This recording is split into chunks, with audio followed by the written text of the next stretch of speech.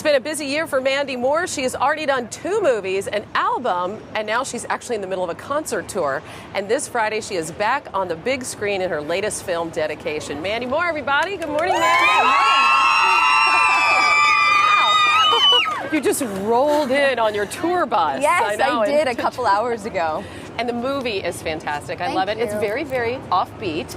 And I understand that originally you really liked the screenplay, but you thought, nah, they're not going to cast me in this movie, right? Well, I'm very proud to be a part of the movie because I initially read the script and it was Billy Crudup and Tom Wilkinson and Diane Wiest and all these incredibly seasoned actors, and I figured, well, I can't wait to see the movie when it's out, but there's no way I would ever get cast in it. But I don't know, fate intervened and somehow I was lucky enough to be a part of it. You were so great in it. You and Billy Crudup together, your relationship starts off very rocky. He is this emotionally disturbed children's book author.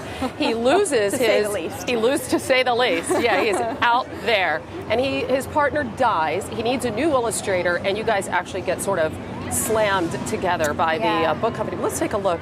Okay. All right, sure. at the clip.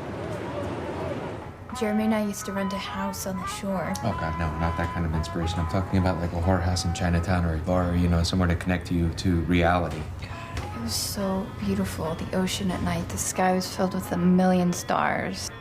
We've got work to do, and I ask you if anything inspires you, and you start going on about you and your dopey boyfriend at the beach. You know what? You don't always have to say the first smart thing that pops in your head, Henry. I know this probably means nothing to you, but it's really unattractive. It just makes you look weak and fearful, not clever.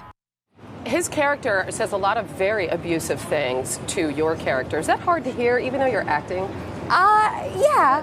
It was it was pretty difficult, especially because all of those sort of scenes happened right in the beginning of filming. But you just try and not take it home with you at the end of the day. And Billy is the sweetest, sort of most kind, funny guy that, you know, it's hard to take that stuff to heart. I mean, and women seem to be attracted to guys like this who are damaged. Did you ever find that in your life? This is No.